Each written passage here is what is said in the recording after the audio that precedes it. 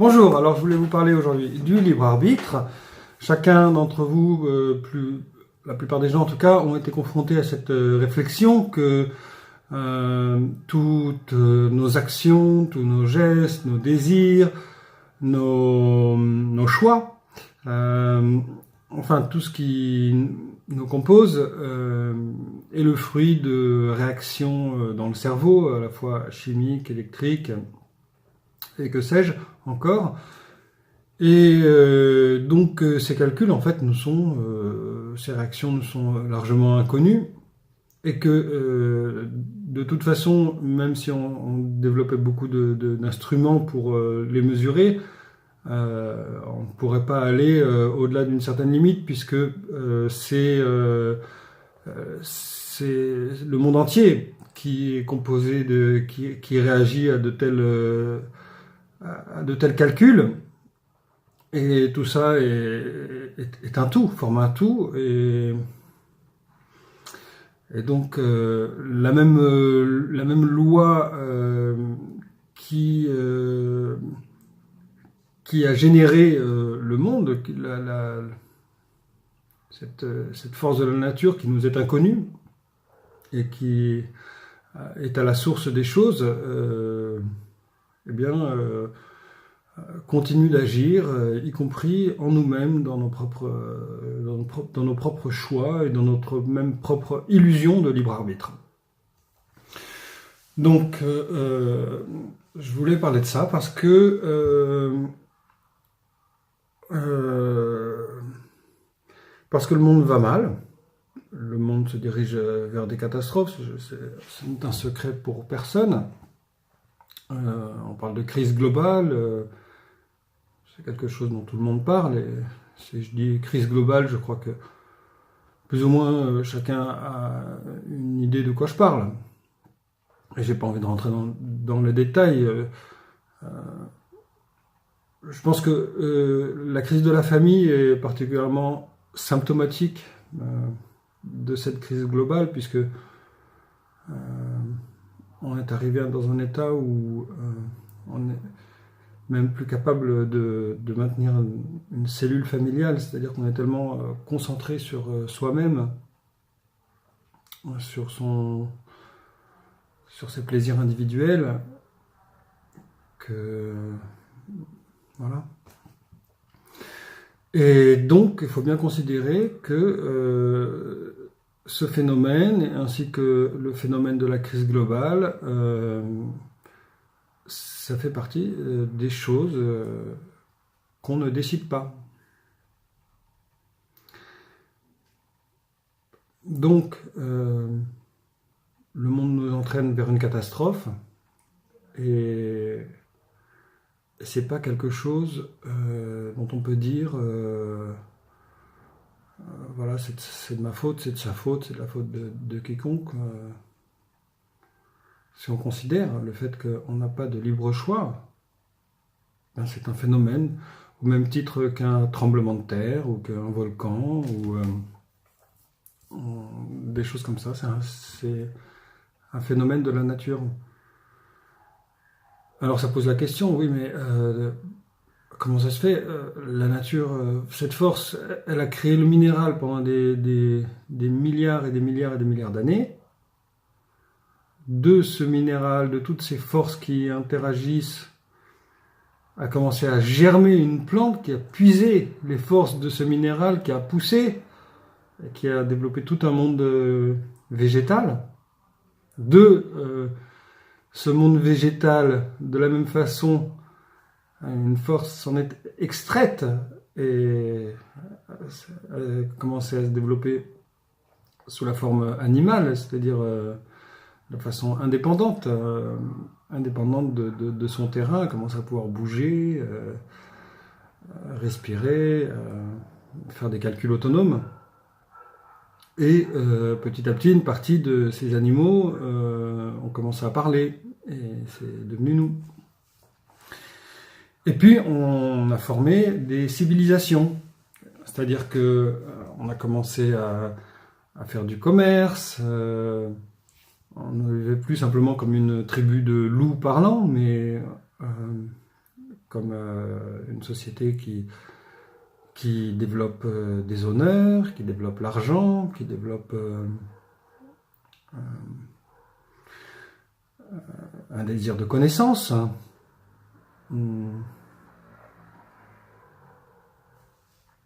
Et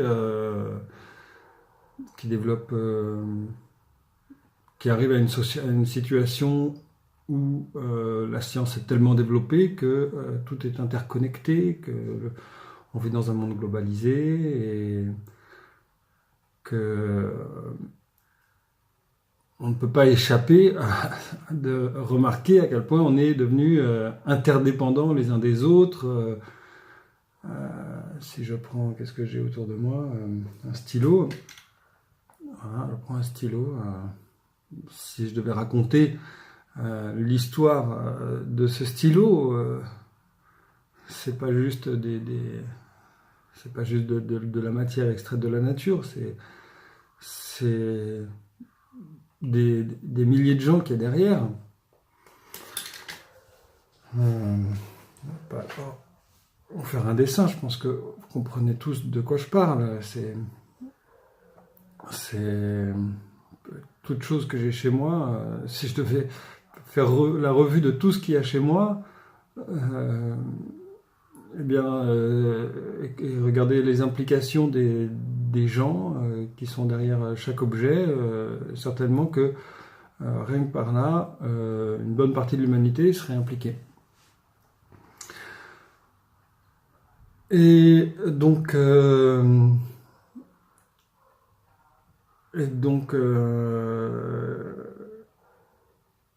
et pourtant, on n'arrive pas à gérer cette situation, on se dirige vers une crise. Donc on est super interconnectés et cette situation va mal. Et d'un côté, c'est terrible, qu'est-ce qu'on peut faire? Si on dit on n'a pas de libre arbitre, alors on peut rien faire, on se dirige peut-être vers une troisième guerre mondiale et on peut rien faire. Donc oui, c'est terrible. La solution, pourtant on la connaît. Je pense que tout le monde la connaît. Mais elle paraît lointaine. Cette solution, c'est d'établir de bonnes relations entre les gens. Avoir de bonnes relations, parce que en fait, tout dérive du fait que on a des mauvaises relations entre nous. Des relations de domination, de compétition. Si on regarde, même mes désirs sont issus de la compétition. La publicité le sait bien, puisque c'est parce qu'un tel a telle chose que je vais avoir telle chose.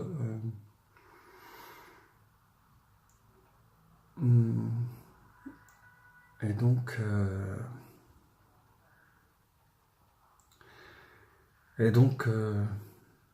qu'est-ce qu'on peut faire? Qu'est-ce qu'on peut faire pour éviter une catastrophe? Est-ce que ça suffit que je me relationne bien avec mes parents, que je me relationne bien avec mes collègues? Est-ce que ma petite pierre peut changer le monde? C'est une question. Je la laisse ouverte.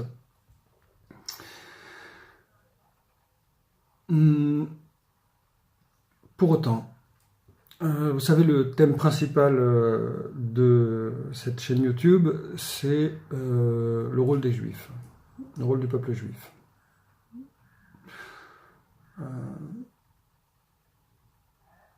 Le peuple juif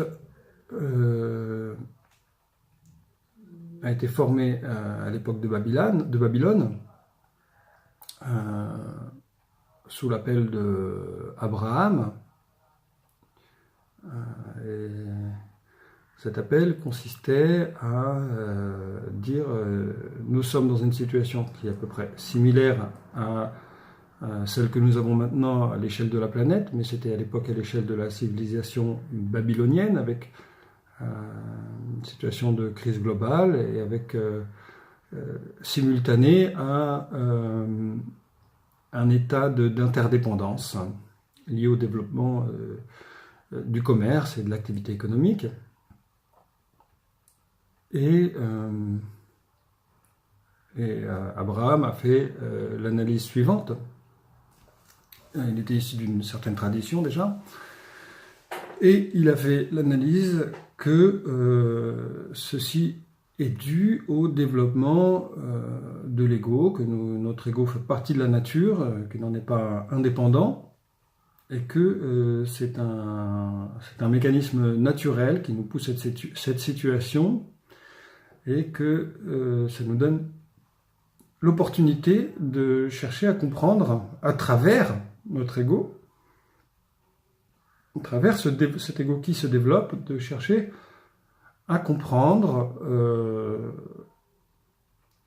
quel est le rapport entre cet ego et cette force créatrice. Donc les personnes qui l'ont suivi se sont ensuite appelées le peuple juif. Puis ils ont développé cette méthode au fil du temps. Et puis ils ont eu des périodes fastes spirituellement, le premier temple, le deuxième temple. Et puis au contraire, ils ont eu des périodes plus basses spirituellement, où ils ont... Là aujourd'hui, ça fait presque 2000 ans, 1800 ans plus ou moins, qu'il y a eu la chute du deuxième temple, et que le peuple juif donc est tombé de son mode de vie selon la spiritualité, selon la dédition à l'adhésion avec cette force qui est une force de bonté, puisque c'est la force qui crée tout.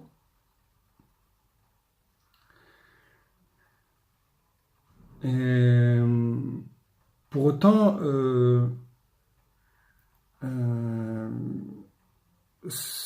leur démarche n'a pas été de se diriger sous une forme de foi aveugle vis-à-vis de cette force qui crée tout, mais ça a été une démarche scientifique, expérimentale, de voir, voilà, si on veut ressembler à cette force de cette façon-ci, de cette façon-là, quel résultat obtient-on en retour, en partant du principe que nos désirs ne sont pas... on n'est pas maître de nos désirs, donc comment est-ce que ces désirs peuvent être changés? Et surtout, comment notre intention peut être changée, puisque en partant du fait que mon intention est pour moi-même, de par ma nature, comme toute chose de la nature, eh bien, comment est-ce que cette intention peut être modifiée? Et c'est pas une décision de libre arbitre qui peut faire changer cette intention en intention altruiste. Or, pourquoi est-ce que je parle de ça? Je parle de ça parce que si on veut sortir si on veut éviter ces désastres qu'on voit se profiler, eh bien on a besoin d'établir de bonnes connexions entre nous, et pour ça on a besoin de la science juive qui permet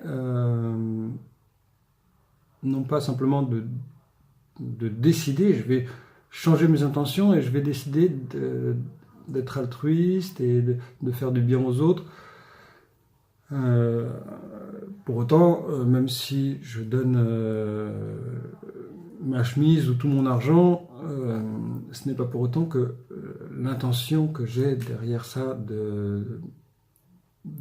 d'en bénéficier pour moi-même, que cette intention va se modifier. Et même si je le décide, ça n'arrivera pas. Donc, pour pouvoir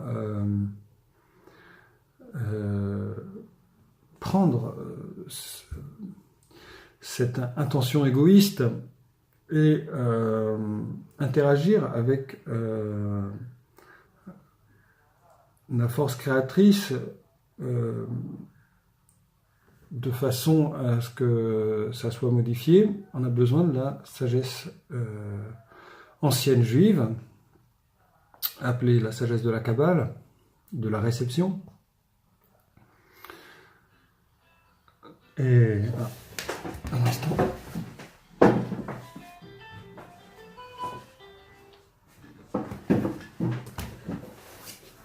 Pardon. Et donc, voilà, seulement le souci, c'est que le peuple juif a oublié cette méthode largement, et que ils vivent ils vivent un peu comme tout le monde, bien que ils soient déracinés à la base, puisque ils ont été formés à partir de 72 nations présentes à Babylone. Donc en ça, ils sont très différents des autres peuples qui ont une souche familiale, une source. Sur cette base-là, si on prend le peuple français, eh bien, c'est des tribus. En plus, en France, c'est assez clair parce qu'il n'y a pas eu énormément de migration jusqu'à récemment. Donc, c'est à peu près les mêmes familles associées en tribus, peuples, voilà. Donc, c'est une base familiale. Et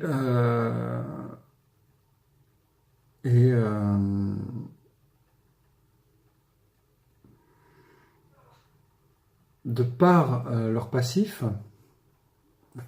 ce qu'ils ont accompli par le passé, ils ont la possibilité d'arriver à établir des connexions de type altruiste entre eux, avec peu d'efforts, en se reconnectant à cette méthode qu'ils ont à fleur de peau, puisque pendant des générations et des générations, ils ont travaillé cette méthode, ils l'ont approfondie, ils l'ont développée, ils en ont tiré aussi des écrits, ils ont organisé une société selon le principe de « aime ton prochain comme toi-même », en particulier au deuxième temple. Et aujourd'hui, je pense que c'est une idée assez commune que on dit souvent le nationalisme conduit au fascisme. Voilà, donc ça paraît absurde parce que le nationalisme c'est une bonne chose, et d'ailleurs tout le monde est d'accord pour dire que le nationalisme c'est une bonne chose, mais il ne faut pas que ça soit exacerbé. Alors, c'est aberrant. C'est aberrant. Le nationalisme, c'est l'amour national. Donc l'amour national devrait être exacerbé. On devrait pratiquer ça. C'est bon, c'est bien. Et pourtant, on dit non, attention. Attention, ne nous y engageons pas trop. C'est instinctif, on le sait, c'est les leçons de l'histoire. Et pourquoi ? Pourquoi ? Parce qu'on a cette nature de égoïste et qu'on n'y échappe pas. Donc, si on unit des égoïstes entre eux, disons, prenons par exemple la mafia. Les mafieux, ils sont très unis. Et pourtant, ils existent en tant que mafia au détriment de tout le monde.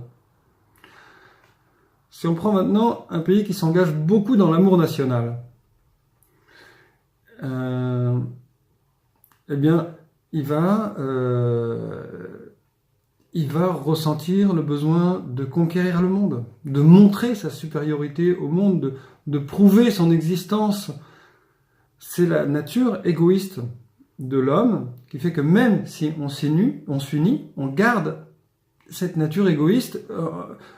Peut-être qu'à partir de 1000 cellules, on forme une seule cellule, mais cette cellule va rester égoïste. Donc ça pose un grand problème. Et le grand problème, c'est qu'en fait, on n'est pas capable de sortir de cette situation de 7 milliards d'égoïstes qui se dirigent ensemble vers la catastrophe. Voilà. Et si je parle de ça, c'est parce que il y a bien une solution. Il y a bien une solution. Et cette solution, c'est que les personnes qui se sont engagées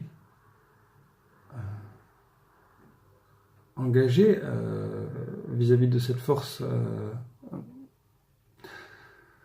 créatrice,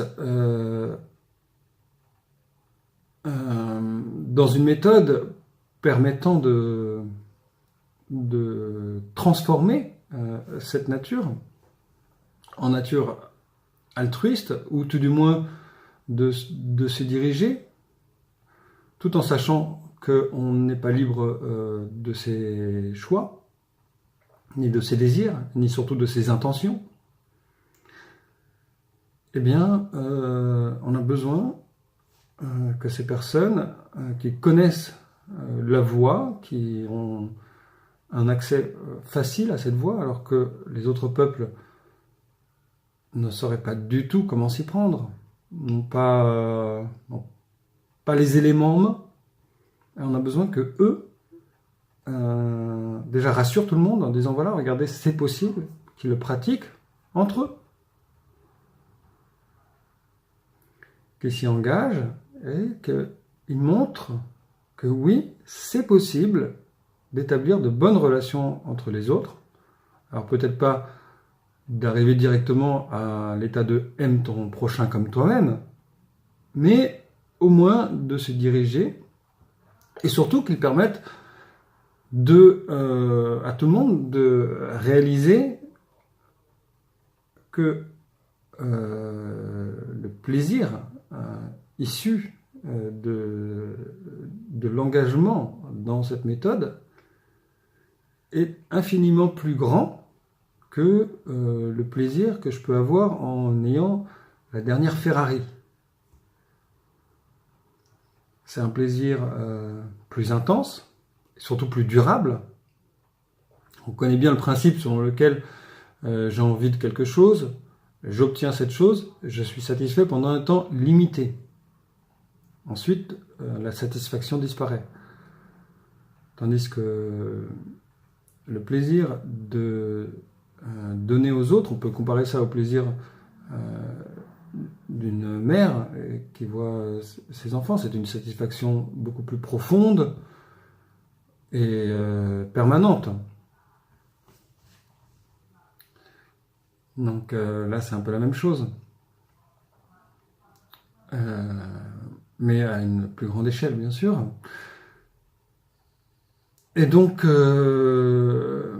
que faire? La conclusion que je propose, c'est toujours la même, quelles que soient mes vidéos. C'est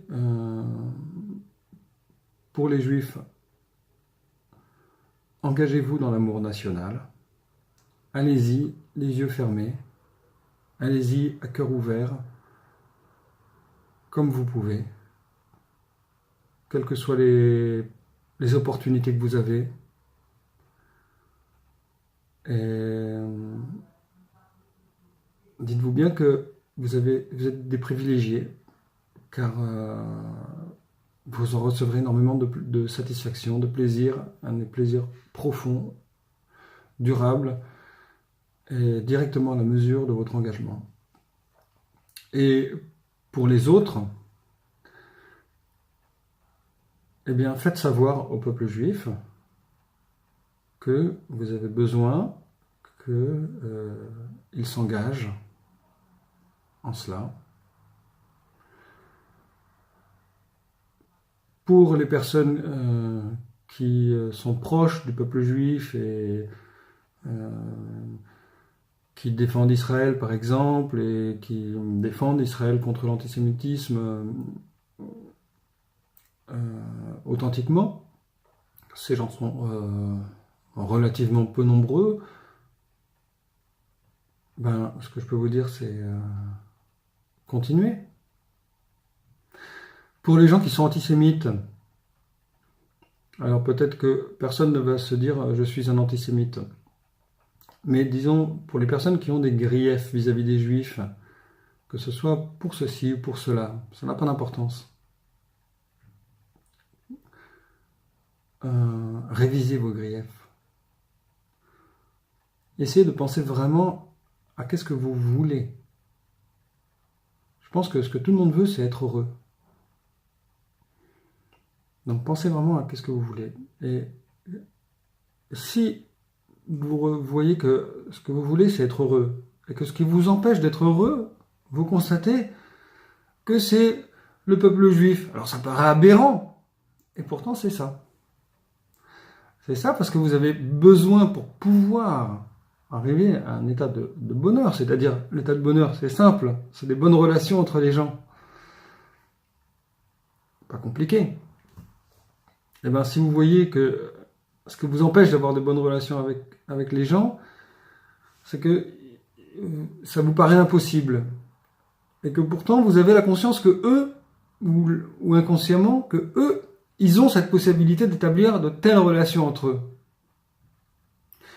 Eh bien, ce que je vous invite, c'est à vous adresser au peuple juif d'une façon efficace, positive, qui ne soit pas destructrice, qui ne les mette pas en rogne inutilement, où les gens se disent on est persécuté, voilà. À quoi ça sert? À rien. Adressez-leur le bon message. Un message qui va leur faire plaisir. Et un message par lequel le bonheur pourra vous arriver. Donc si on veut échapper à tous les coups qui nous attendent, eh bien, c'est la direction. C'est un message très important.